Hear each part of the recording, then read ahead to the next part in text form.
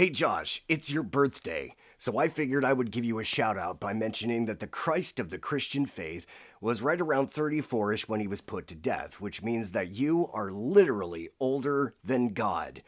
And while we're on the subject of gods, here's yet another one that you're older than: the internet. Ready?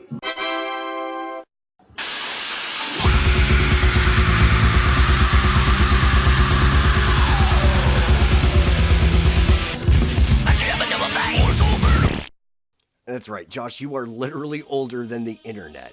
Because the World Wide Web, which for us millennials is what the WWW stands for, was actually launched in 1989, which means that you and I officially have yet another thing in common besides our mutual love of fruity alcohol and cats. But here's the cool thing about the both of us being older than the internet. That means we're also older than the entire field of cybersecurity. Well, by extension, we're older than passwords requiring special characters and cell phone authentication. We're also older than cell phones. Well, plug those in and you can probably find a whole shitload of things that we're older than. Like, for instance, we're also older than 9/11. Believe it or not, there are young folks who are old enough to vote that have no conception of what airport security was like before the TSA. And there are folks in the armed forces who will have completed an entire 20-year career in the military and retired, all during the same war. But here's something that my nephew Nathaniel's older than. And by the way, my nephew is still trying to wrap his developing little head around shapes and the alphabet song. So when I say that my nephew is older than Tinder, you might look a bit perplexed as to how those two things go together. But remember that Tinder, just like my nephew's sense of humor, is just as new a phenomenon as it is a revolutionary one. No, check this out. Why did the stupid diaper go into the poopy diaper? Because it was a stupid poopy. Yes, I know, he just discovered the words stupid and poopy. Tinder catastrophically altered both romance, arguably the most human element of being a human, as well as the cultural processes surrounding it. But Tinder is not only younger than my nephew, it's rather old as far as apps are concerned in the modern era. So by the time my nephew has even discovered girls, it won't even be around anymore. And your guess is as good as mine what romance and the social norms of dating will be like for him. The point I'm trying to make is that reality changes its mind. And when I say reality changes its mind, I mean that because reality as we know it is essentially, well, us. It didn't used to be that way, by the way. For most of our species' history, our reality was completely controlled by how cold nighttime got and what animals were better equipped to eat us.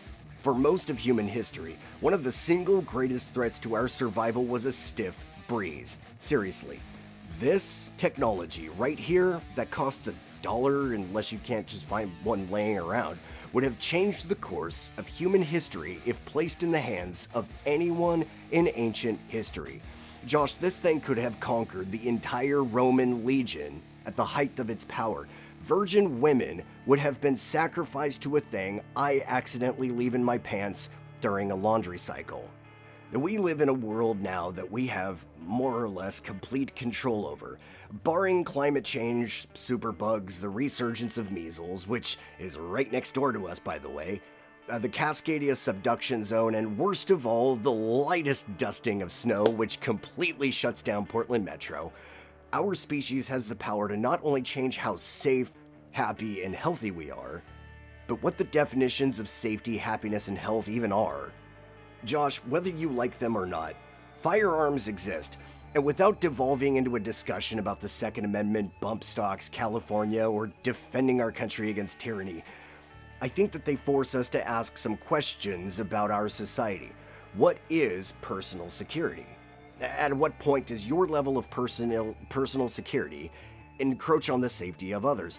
And why precisely is our society, of which obesity and heart disease are far greater killers than firearms, obsessed with, of all things, the keto diet?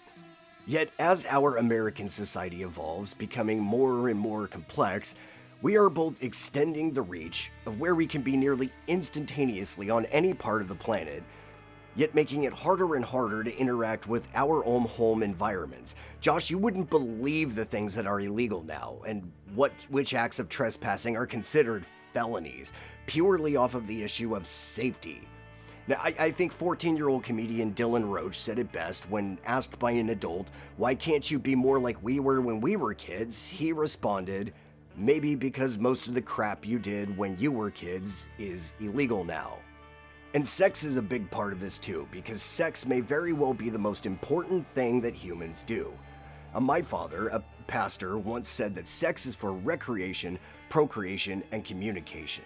And in a world where apps like Tinder have made sex easier and easier to come by, it might come as a surprise to find out that birth rates are at an all-time low, divorce rates are, well, higher than they were in the 80s, but, still high, and communication, well, it's complicated.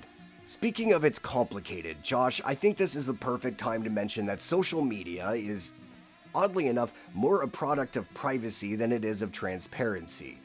Consider that the desire to express ourselves is nothing new, and even though privacy is a comparatively modern thing, more a product of privilege than it is anything else, the ability to turn one's personal life into a brand for public consumption, and then to routinely distance oneself from that brand for what equates to a second personal life, is a very odd thing to desire.